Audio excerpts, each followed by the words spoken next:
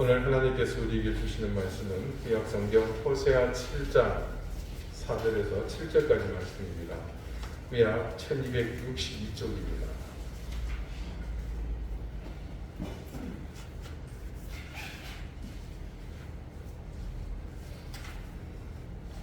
호세아 7장 4절에서 7절까지의 말씀을 제가 읽겠습니다.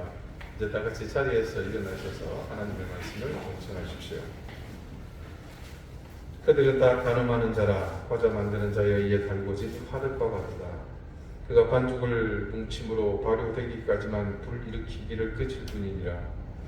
우리 왕의 날에 지도자들은 술의 뜨거움으로 병이 나며 왕은 오만한 자들과 더불어 악수하는도다. 그들이 가까이 올 때에 그들의 마음은 간교하여 화덕 같으니 그들의 분노는 밤새도록 자고 아침에 피우는 불꽃 같도다. 그들이 다 화덕같이 뜨거워져서 그 재판장들을 삼키며 그들의 왕들을 다 엎드러지게 하며 그들 중에는 내게 부르짖는 자가 하나도 없도다. 아멘. 자리에 앉으시기 바랍니다. 하나님께서 말씀으로 우리에게 은혜 주시기를 원합니다.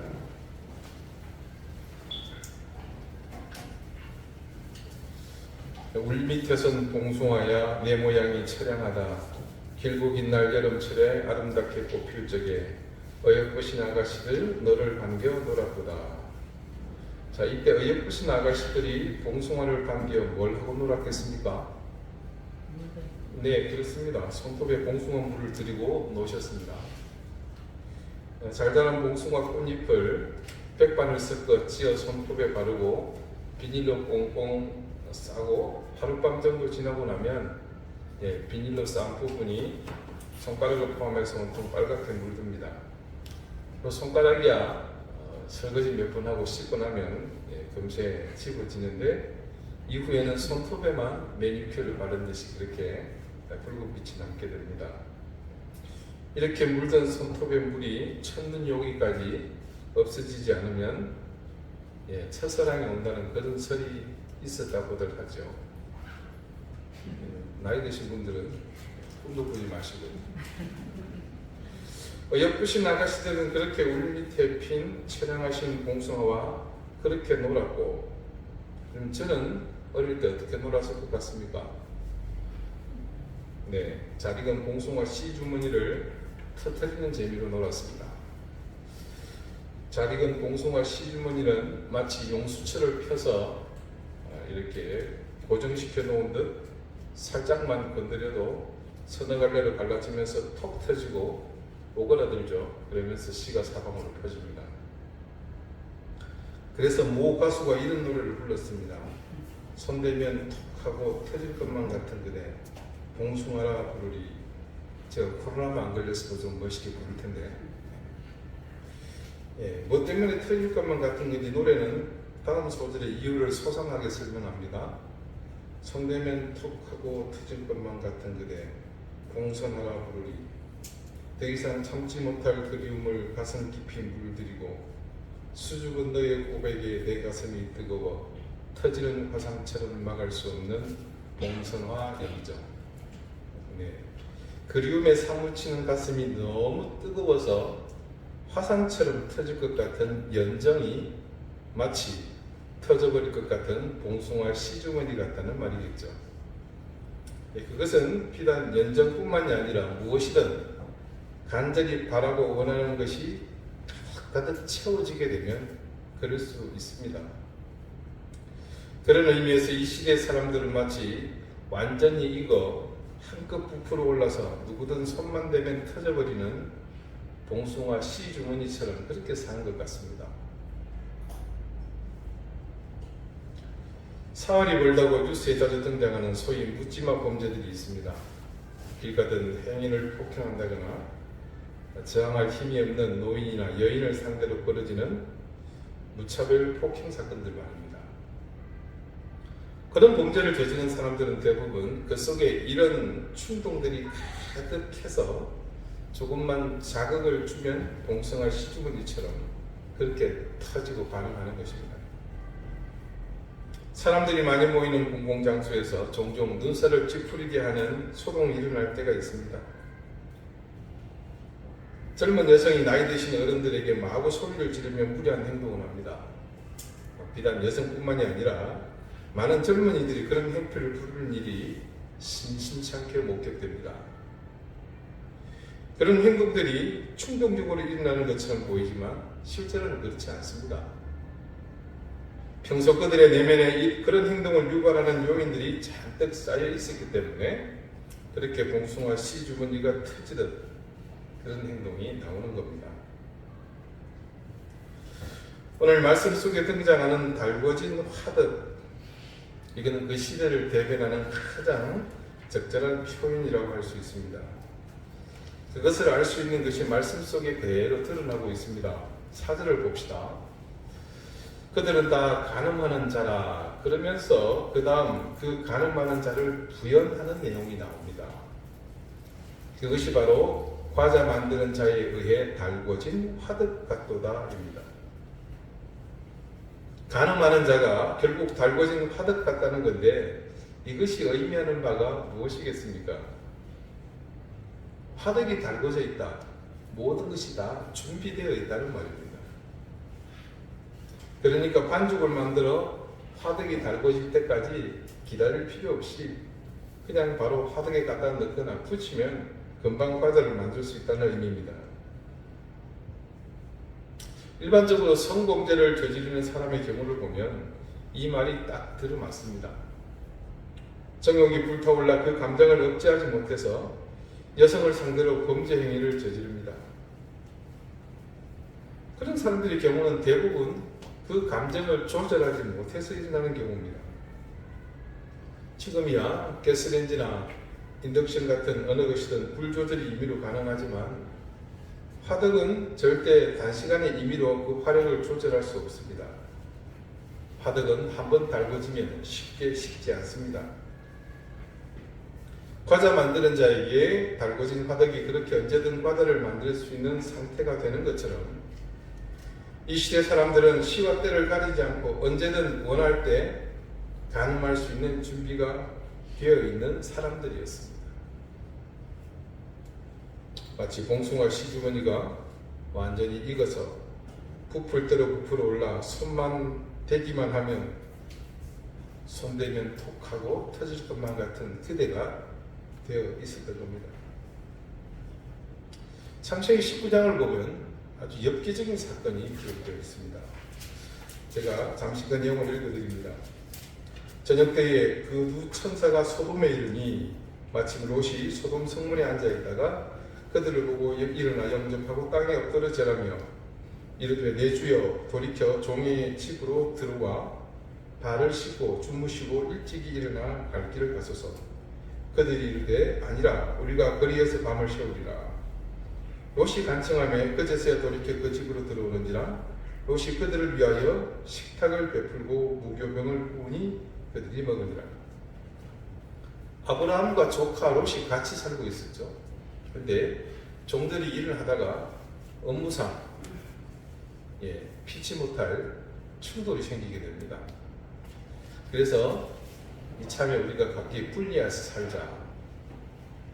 그래서 아브라함은 조카 롯에게 먼저 선택권을 줍니다. 이른바 네가 동하면 내가 서하겠고 네가 서하면 내가 동하겠다는 식이었습니다. 그렇게 조카 롯이 삼촌 아브라함의 호의에 염치는 밥 말아먹고 보기 화려하고 좋아 보이는 소돔성이 있는 소알 땅에 살기를 선택합니다.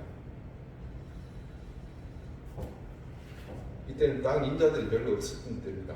그냥 그 깃발 꽂는 자기 땅이에요. 얼마나 좋은 세상입니까? 자, 하나님은 오래전부터 고모라와 더불어 이 소돔 땅을 손보실 생각을 하고 있었습니다. 그런 사실을 뒷받침하는 것이 바로 이 말씀의 바로 직전 창세기 18장에 등장합니다. 아브라함을 찾아온 하나님의 사자들이 소돔과 고모라를 쓸어버리기 계획을 합니다. 그것을 하려고 하죠. 그때 아브라함이 그 사실을 알고 자기 조카 롯을 구하기 위해서 간청하지 않습니까? 아무튼 이곳 롯이 살고 있는 소돔성의 성문에 하나님의 천사가 나타난 것을 그곳에 있던 롯이 발견하고 그들에게 절하고 자기 집으로 들였습니다. 롯은 극구 사양하는 그들을 극진히 대접합니다. 그렇게 얼떨결에 붙잡힌 천사는 롯의 집에 머물며 그가 대접한 음식을 먹습니다. 그런데 이 롯의 집에 아주 잘생긴 천사들이 들어왔다는 소식이 성내에 퍼지고요. 이 성의 사람들이 롯의 집에 외진이 들어온 것을 알아채고 그곳에 모여서 차마 입에 담지 못할 폐역한 짓을 벌이려고 합니다. 그들이 눕기 전에 그 성사람 곧 소돔 백성들이 노소를 막론하고 원근에서 다 모여 그 집을 에워싸고 롯을 부르고 그에게 이르되 오늘 밤에 네게 온 사람들이 어디 있느냐 이끌어내라 우리가 그들을 상관하리라. 말씀이 증가하는 바에 따르면 성 내의 모든 사람 노소를 막론하고 원근에서 다 모여 그 집을 에워쌌습니다. 그리고 집주인 롯을 부르며 네 집에 온 손님을 끌어내라고 주문합니다. 이유는 우리가 그를 상관하리라 라는 이유 때문입니다. 자, 이 부분을 유진 피르슨의 메시지 성경에 있는 내용으로 여러분이 잠시 읽어드리겠습니다. 그들이 잠자리에 들기 전에 소돔의 남자들이 젊은이 노인 할 것 없이 사방에서 몰려와 롯의 집을 에워쌌다. 그리고는 롯에게 고함치며 말했다.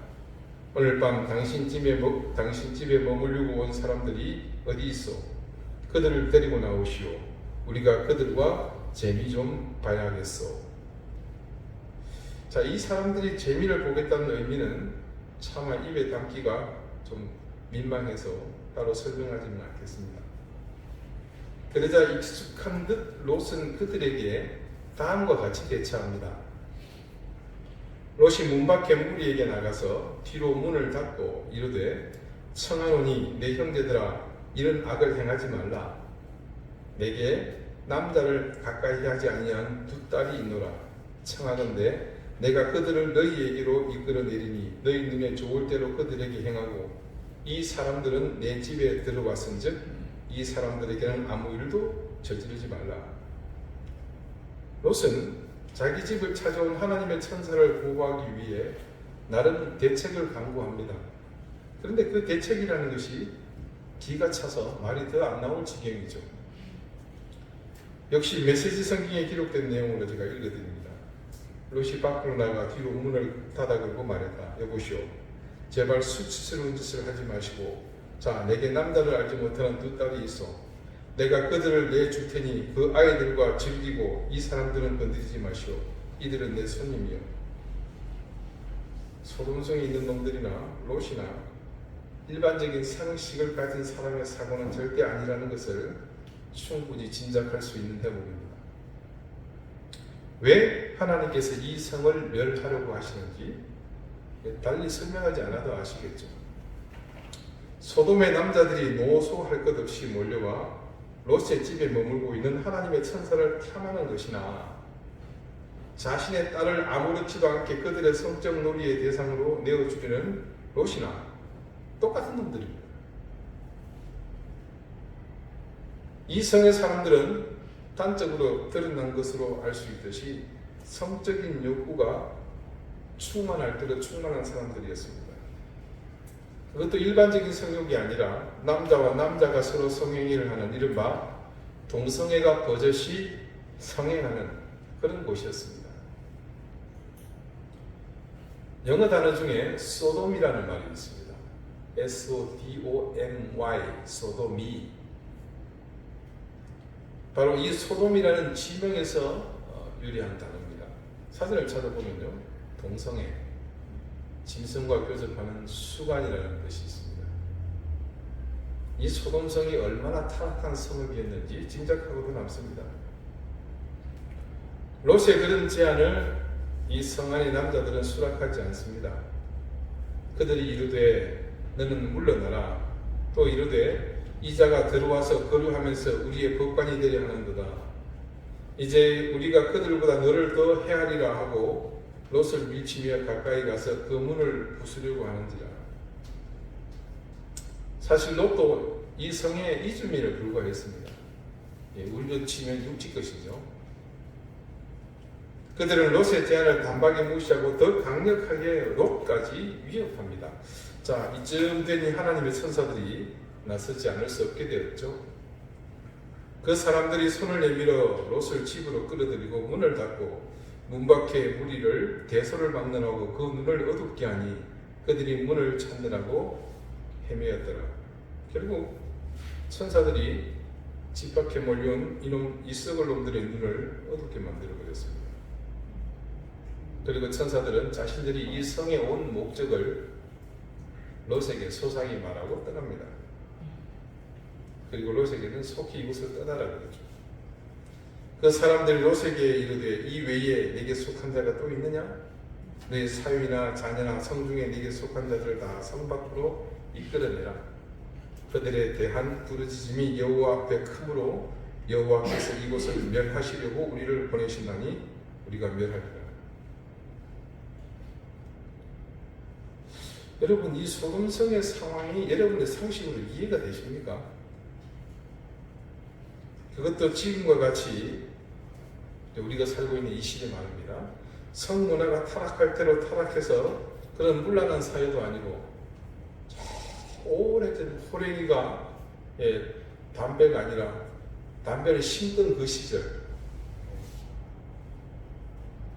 시기조차 가늠하기 어려운 아주 고대였습니다. 도대체 어떤 사연이 있었길래 이 성의 남자들이 모두 모여서 롯의 집에 찾아온 여자가 아닌 천사를 범하고자 모여들었을까요? 이 롯의 집 앞에 모여든 사람들의 행태를 통해서 추정할 수 있는 몇 가지가 있습니다. 자, 이미 우리가 벌써 말씀을 드렸습니다만 이 성은 무엇보다도 성적으로 심각하게 대단히 매우 아주 많이 타락한 곳이었습니다. 일반적으로 남자들이 여인들을 탐하고 부정한 짓을 저지르는 것은 어느 시대나 있어 왔던 일입니다. 여기 말씀에서 정언하듯이 성의 사람들, 자, 죄송합니다만 당시 여성들은 사람 축에 못 들었죠. 이렇게 제외하고 남자들만 왔다는 얘기입니다. 노소를 막론하고 말씀에 증거하고 있는 이 말은 나이가 많건 적건 상관없이 모두가 성적 욕망에 굶주려 있다는 것을 단적으로 드러낸 말입니다. 왜 그런 말씀 하시죠? 종이들 힘만 있어도 바람을 핀다고 남자들은 나이가 많다고 예배가 아니었던 거죠. 그런데 이 사람들이 롯의 젊은 딸을 제쳐두고서 롯의 집에 방문한 천사를 강력하게 요구합니다. 이것은 이 사람들 모두가 정상적인 남녀 관계가 아니라 동성애가 보편화되었다는 것을 우리에게 알려주는 뜻입니다. 도대체 어떻게 한 성읍의 모든 남자가 이 모양이 될 수 있다는 말입니까? 이것은 오직 한 가지밖에는 달리 설명할 길이 없습니다. 그것은 그들이 극도로 심각하게 비상식적으로 성적 쾌락에 빠져 있었기 때문입니다. 일상적인 행위로는 만족을 느끼지 못하고 더욱 점진적으로 더 많은 더 자극적인 쾌락을 추구하는, 그러니까 이미 성적으로 더 할 수 없이 깊은 나락으로 빠져 있었다는 것을 방증하고 있습니다. 하나님이 이 성을 멸망시키려고 천사를 내려보내신 명확한 근거가 되는 말씀입니다. 지금 한국교회가 보이지 않는 전쟁을 치르고 있습니다. 많은 사람의 관심에서 먼 주제처럼 여겨지는 이른바 차별금지법 제정에 대한 반대운동입니다. 차별금지라는 것은 어떤 이유로도 반드시 지켜져야 할 일입니다.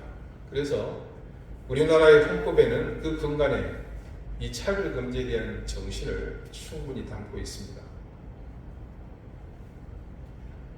다른 말로 해서 차별금지법을 따로 만들 이유가 없을 정도로 헌법은 이 정신을 충분히 녹여내고 있다는 말입니다. 그런데 일부 세력에 의해서 수년 전부터 집요하게 이것을 구체적 입법화하려는 시도가 있습니다.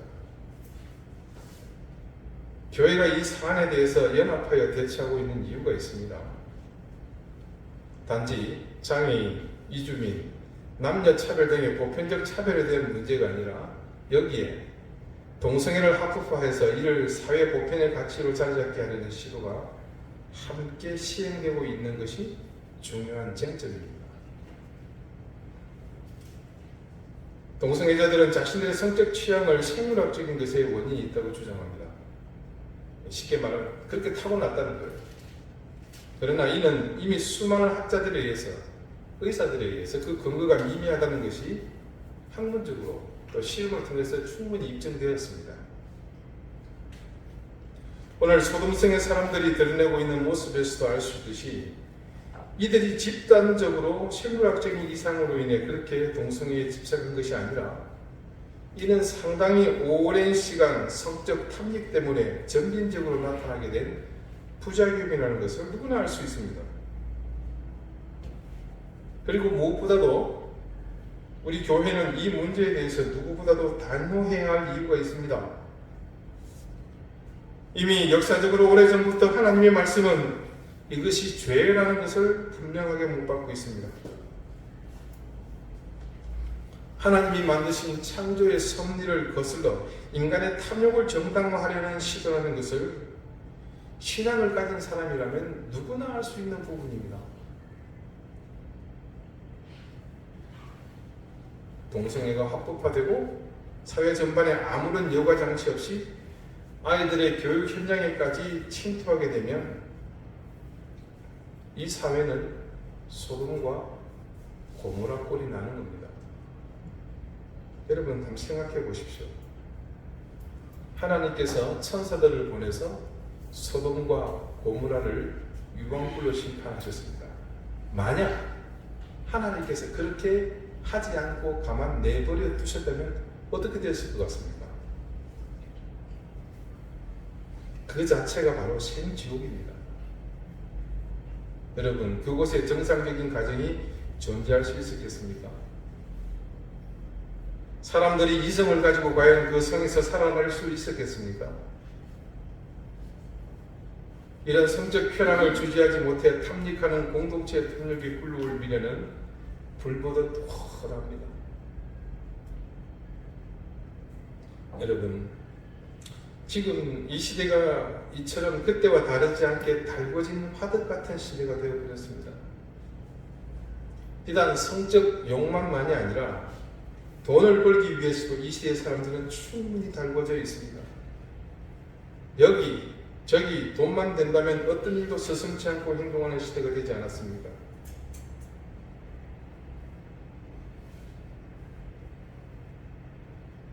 과거 이야기를 해서 죄송합니다만 이전에 위에 있을 때 교회에 보면 그 당시 교인들 중에 일부는 매주 모여서 특정 지역을 돌아다니는 사람들이 계셨습니다.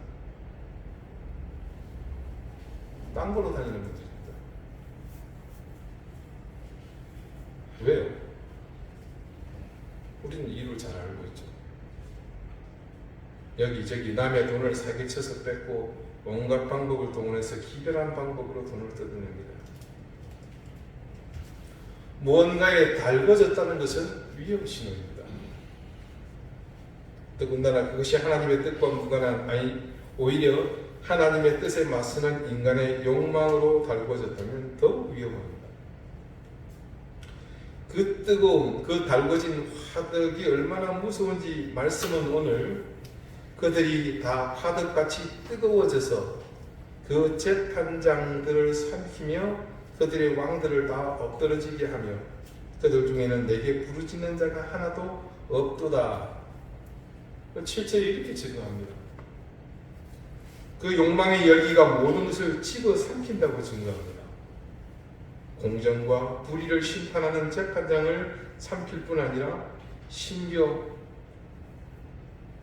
다스리는 왕들까지 엎드러지게 만든다고 합니다. 여러분, 이게 어떻게 진행될지 충분히 짐작이 되시죠? 한마디로 완전히 개판된다는 겁니다. 그리고 더 참혹한 결과가 이어짐을 말씀이 증거하죠. 그들 중에는 내게 부르짖는 자가 하나도 없도다. 누구요? 달궈진 사람들 중에는 하나님을 부르짖는 사람이 아무도 없다는 겁니다. 욕망이 극대화된 세상, 과연 그곳에 하나님의 공의가 발붙일 공간이 있겠습니까? 공정과 상식이 무너집니다. 심지어 세상이 나름 기준을 가지는 질서도 모두 무너지는 세상이 될 것입니다. 그러므로 하나님의 공의와 질서 따위는 안중에도 없습니다. 지금 이 멸망해가는 이스라엘에게 하나님께 부르짖는 사람이 하나도 없게 된 이유를 이 말씀이 잘 우리에게 알려주고 있습니다.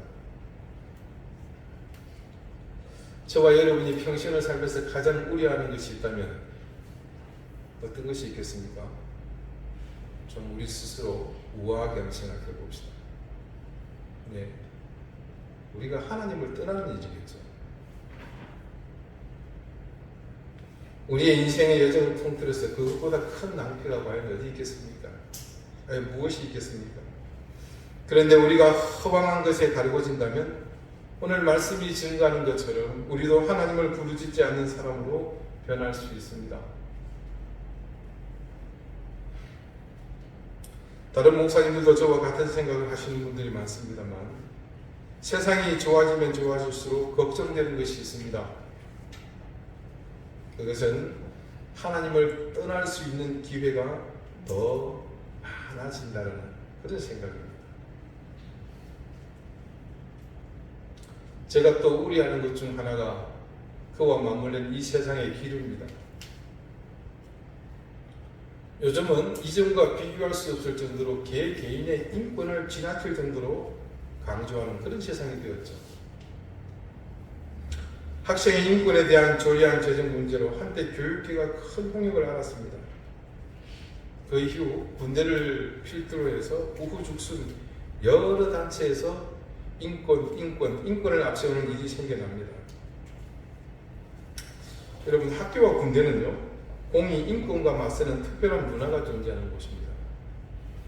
개개인의 인권보다 우선하는 또 다른 가치가 있죠. 여러분도 아시다시피 교육의 현장에는 강제력이 반드시 필요합니다. 그래서 체벌이 가해지거나 행동에 제약을 둠으로 그것을 교육의 도구로 삼습니다.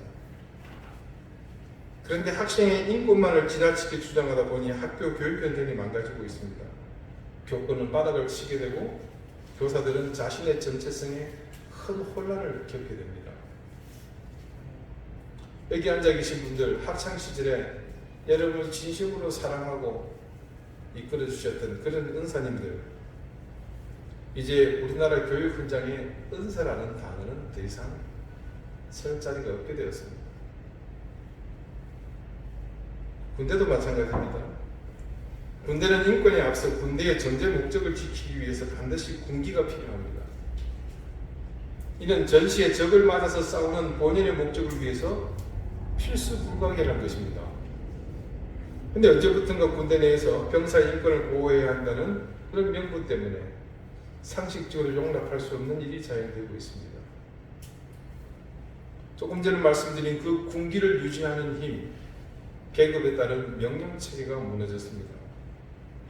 이는 자칫 남북이 무력 충돌이나 전면전이 발발할 때 무너진 지휘체계 때문에 적을 향해 무력을 행사하는 이 군대의 기능을 전혀 할 수 없게 만듭니다. 그런데 그것보다 더 본질적인 문제가 있습니다. 하나님을 알지 못하는 사람에게 과도한 인권의 주장으로 인해서 인간의 존엄성에 대한 잘못된 이해가 생겨나는 그런 문제입니다. 우리 교우들께서는 인간의 본질에 대해서 너무 잘 알고 계십니다. 우리의 근본은 죄인이요 멸망할 수밖에 없는 존재입니다. 우리는 그런 존재로서 지난 예배 때도 언급한 바 있는 에노스로서의 인간을 잘 알고 있습니다. 깨어지기 쉬운 존재, 죽을 수밖에 없는 존재. 그래서 우리는 이 한계를 깨뜨려 주시는 절대적인 존재, 그리스도 구원자 예수 그리스도가 필요한 존재입니다. 우리가 그것은 곧 우리 스스로가 유한한 존재고 또한 반드시 죽는 존재요. 근본이 죄인이라는 것을 전제하는 것입니다. 그런데 여기저기서 무분별하게 인권을 부르짖는 통해 마치 인간의 존엄성이 성경 말씀에서 말하는 그 본질의 그 근본의 본질을 무색하게 만드는 풍토가 되어서 우리 가운데 자리 잡게 되었다는 것이죠. 이는 지금 세상의 기류와 이 세상의 풍토가 결코 무관하지 않습니다. 달궈진 화덕과 같이 욕망이 바라고 이끄는 것에 열을 올리는 세대와 아주 밀접한 연관이 있습니다. 그리고 이 연관성의 중요한 합일점, 그것이 지향하는 것, 그 주제는 바로 하나님을 대적하고 떠나는 것에 있습니다. 자, 그렇다면 한 가지 중요한 결론에 이르게 되죠. 이 모든 것의 배후에는 무엇이 있다는 말입니까?